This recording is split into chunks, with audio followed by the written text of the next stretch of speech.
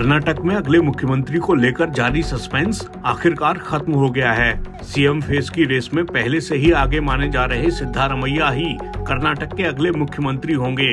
कांग्रेस ने सिद्धारमैया को क्यों ये जिम्मेदारी दी है, इस कहानी से समझिए। सिद्धारमैया, कर्नाटक की सियासत के जिक्र में आपने अक्सर ये नाम सुना होगा। सिद्धारमैया को कर्नाटक में मास लीडर की कैटेगरी में रखा जाता है।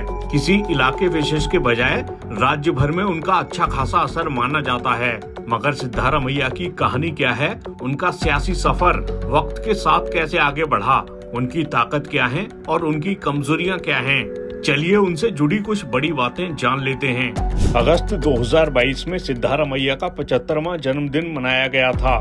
न्यूज एजेंसी पीटीआई की एक रिपोर्ट में बताया गया है कि सिद्धारमैया कई बार कह चुके हैं कि ना तो उनके परिवार को और न ही उनको अपने जन्म की सही तारीख पता है। अगस्त 2022 की रिपोर्ट में सिद्धारमैया के हवाले से बताया गया है, रिकॉर्ड्स के हिसाब से मैं 75 साल का हो चुका हूँ, लेकिन किसी को इस बारे में पक्के तौर पर नहीं पता, इसलिए मैं आमतौर पर अपना जन्मदिन नहीं मनाता। लेकिन मेरे दोस्त, चाहने वाले और फॉलोअर्स इस बार इसे मनाना चाहते थे, क्योंकि 75 साल किसी की जिंदगी में मायने रखते हैं। उम्र पर उठते सवालों के बीच हाल ही में हुए कर्नाटक विधानसभा चुनाव 2023 को लेकर कांग्रेस के वरिष्ठ नेता सिद्धारमैया ये कह चुके हैं कि सक्रिय राजनीति में ये उनका आखिरी चुनाव है।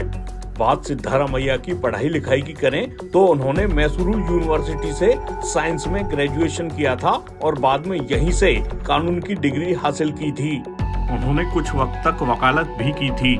साल 2004 में खंडित जनादेश के बाद कांग्रेस और जनता दल सेक्युलर ने कर्नाटक में गठबंधन सरकार बनाई थी, जिसमें कांग्रेस नेता एन धर्म सिंह मुख्यमंत्री जबकि तत्कालीन जेडीएस नेता सिद्धारमैया को उप मुख्यमंत्री बनाया गया था।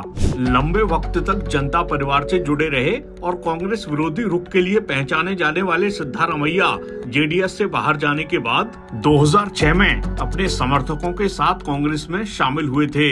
ये एक ऐसा कदम था जिसके बारे में कुछ सालों पहले सोचा भी नहीं जा सकता था। कहा जाता है कि उन्हें कांग्रेस के साथ साथ बीजेपी से भी पार्टी में शामिल होने का ऑफर मिला था, लेकिन वो बीजेपी की विचारधारा से सहमत नहीं थे। सिद्धारमैया के जेडीएस से बाहर जाने के वक्त ये दावा सामने आया था कि जेडीएस नेता एचडी देवेगौड़ा अपने बेटे कुमारस्वामी को पार्टी के नेता के रूप में बढ़ाने के इच्छुक थे, जबकि सिद्धारमैया इसके पक्ष में नहीं थे। साल 2013 में मल्लिकार्जुन खड़गे, जो अभी कांग्रेस के राष्ट्रीय अध्यक्ष हैं, सिद्धारमैया उनको पछाड़ते हुए कर्नाटक के मुख्यमंत्री बने थे। सिद्धारमैया ने 2018 तक मुख्यमंत्री के तौर पर राज्य की बागडोर संभाली थी। इसके बाद 2018 में हुए विधानसभा चुनाव में कांग्रेस को बीजेपी से कम सीटें मिली। इसे सिद्धारमैया के लिए बड़ी असफलता के तौर पर देखा गया। सिद्धारमैया कुरबा समुदाय से ताल्लुक रखते हैं। न्यूज एजेंसी पीटीआई के मुताबिक ये समुदाय राज्य में तीसरी सबसे बड़ी आबादी है। सिद्धारमैया को कांग्रेस के पूर्व अध्यक्ष राहुल गांधी का करीबी नेता माना जाता है। उनके पास मुद्दों के आधार पर विरोधियों को घेरने की बड़ी क्षमता है। उनकी अल्पसंख्यकों, पिछड़े वर्गों और दलितों पर अच्छी पकड़ मानी जाती है।